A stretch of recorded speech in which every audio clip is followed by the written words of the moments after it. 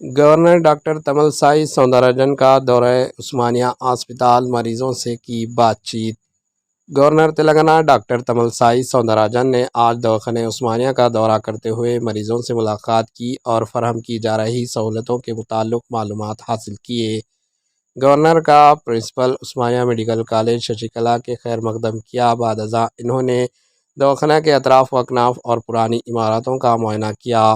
Governor doctor تملسائی Soundararajan نے کہا کہ عثمانیہ دواخانہ کے متعلق عدالت کی جانب سے دکھائی جا رہی دلچسپی قابل ستائش ہے۔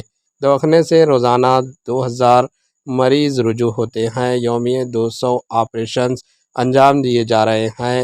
دھول و گرد سے مریضوں کو پریشانی ہو رہی ہے۔ گورنر ڈاکٹر تملسائی سوندراراجن نے کہا کہ عثمانیہ دواخانے کی عمارت کی تعمیر کیے 100 سال ہو چکے ہیں۔ جنرل وارڈز میں صرف چند فینس کام کر رہے ہیں۔ مریض شدید گرمی کی وجہ سے پریشان ہیں۔ دواخانے کے لیے نئی عمارت تعمیر کرنے کی ضرورت ہے۔ گورنر ڈاکٹر تملسائی سوندراراجن نے واضح کیا کہ ان کے دورہ عثمانیہ دواخانے کا مقصد کسی کو غلط ثابت کرنا نہیں ہے۔ حالیہ عرصے کے دوران گورنر ڈاکٹر تملسائی سوندراراجن نے ٹوئٹر پر عثمانیہ دواخانے کے لیے نئی عمارت تعمیر کرنے کی ضرورت ظاہر کی تھی۔